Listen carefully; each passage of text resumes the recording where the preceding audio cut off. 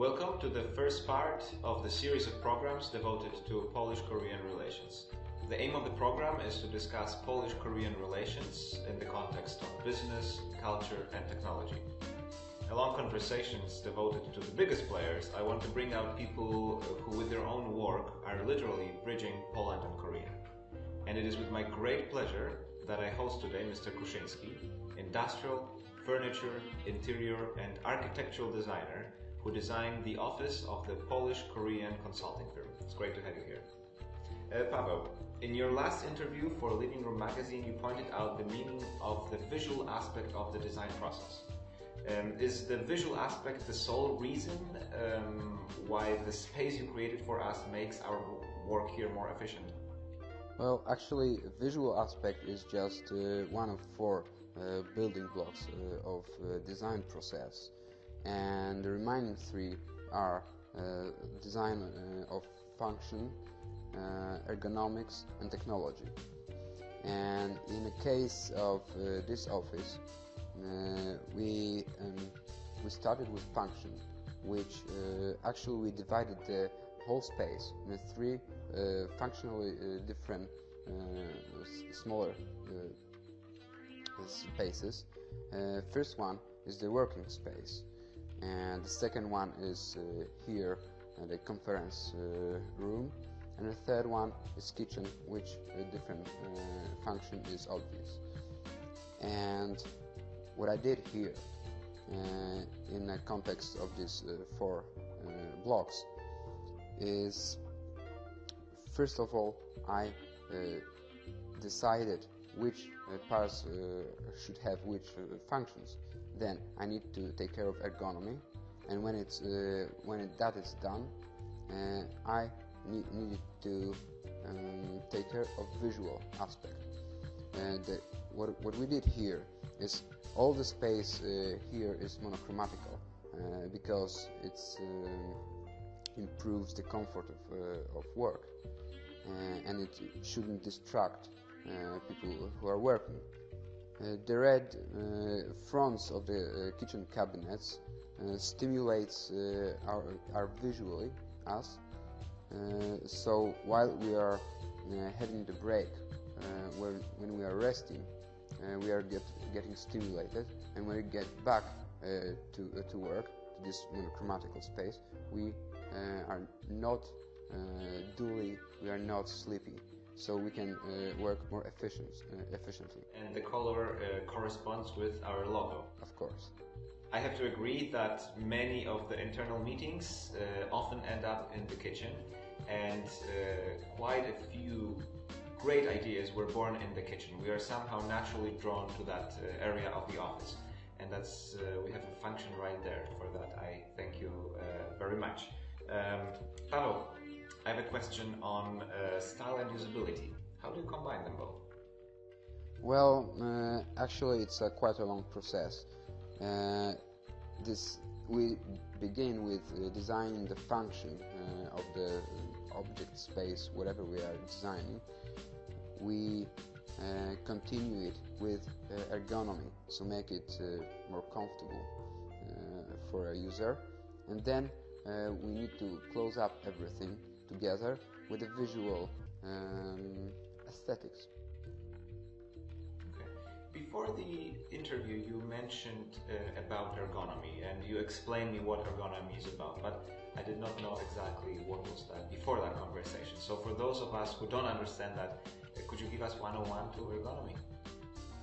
Simply saying, ergonomy is the part of design that makes things and spaces more comfortable in use, more useful. Do you think that object or a space can somehow influence how people act? Of course. What good example for that would be software for some smartphones. If you noticed, there are some particular devices with software that you don't have to think about how you use them. You just intuitively know that this application should be here, this function should be here. That's what we call intuitive, user intuitive. And in general, that is a way for programming people's behavior. Wait, so you can program people's behavior? Did you do that here? Can you give me some examples? I know it sounds a bit Orwellian, but yes, that's how it works. As a designer, you have to foresee how user will behave with your design, and you need to design it in such a way that user will, in some particular way, use that. Do you have any other examples of programming? Well, for example, this square mate. This piece of furniture, as I remember when we saw each other before a couple of months ago, this was here, was standing here as a sofa. Why did you change it? We have a lot of internal meetings, like one-on-one meetings, and this configuration seemed to be best for us, so I hope it's fine with you. We changed your design. You see, that's it. I designed this square mate as a multifunctional piece of furniture, and it's in a way programmed that for redecorating it, using it in different ways depending on one's mood or needs, what you did here actually. This is really interesting. I want to pull you even more. Do you have any other examples of programming people? I really want to understand that. Well, a good example would be another chair. Actually, this one is for braver clients, as luckily you are. It's V-chair.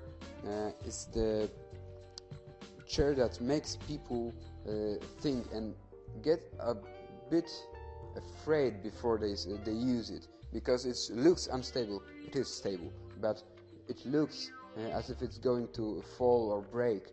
But once you sit on it, you're perfectly comfortable. I will interrupt you here because this is what happens when our clients come to this, we call it reception room.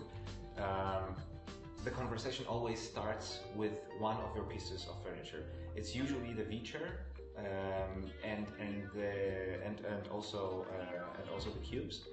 They ask me whether they can sit down on them, whether they can touch it, and it's the best icebreaker of the conversation that we are having, because we don't know these people sometimes, and they don't know us, so it's really difficult to start the conversation.